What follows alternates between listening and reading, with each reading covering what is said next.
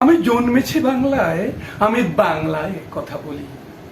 আমি বাংলার আলপথ দিয়ে হাজার বছর চলি।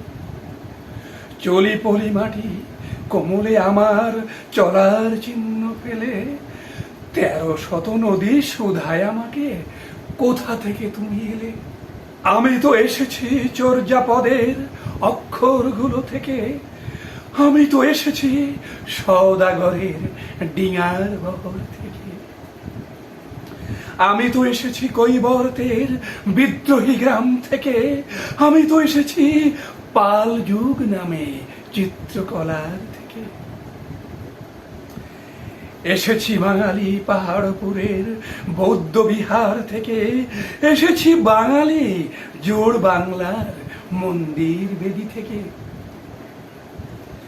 এসেছি বাঙালি বরেন্দ্র ভূমে সোনা মসজিদ থেকে।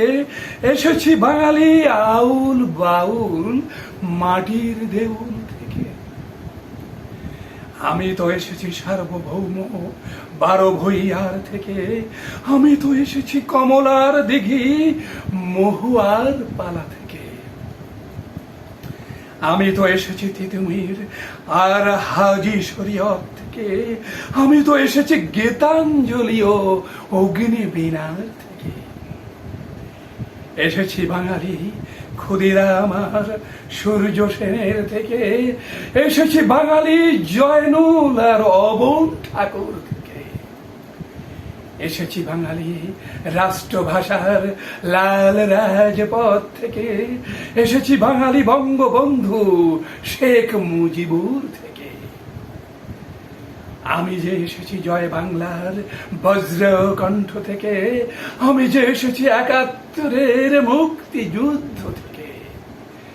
এসেছি আমার পিছনে হাজার চরণ চিহ্ন ফেলে। শুধাও আমাকে, এত দূর তুমি কোন প্রেরণায় এলে। তবে তুমি বুঝি বাঙালি জাতির বীজ মন্ত্রটি শোনো নাই। সবার উপরে মানুষ সত্য, তাহার উপরে নাই। একসাথে আছি, একসাথে বাঁচি, আজও একসাথে থাকবই।